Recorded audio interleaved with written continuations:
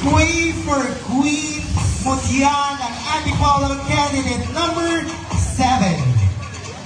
She is Andrea Rain L. Abalia, coming all the way from Barangay Mayamot. Her designer is Odi Bulagay, and the costume is entitled The Festival Queen. Lopez, nice.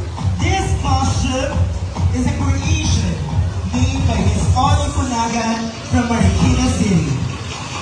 This creation symbolizes the art and colors, signifying the colorful culture of Antipolo City.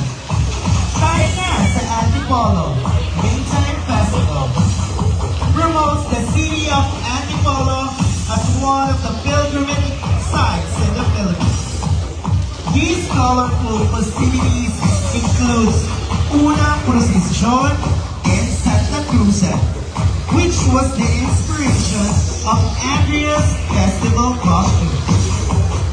Together with a beautiful street dancing competition, pink is a feminine, optimistic, and innocent color, all of which can be seen in our candidate. Holding a bilao, it shows the Antipolo's native delicacies like suman, mangga, and gasol, which are always part of the event, showcasing the wealth of Antipolo City.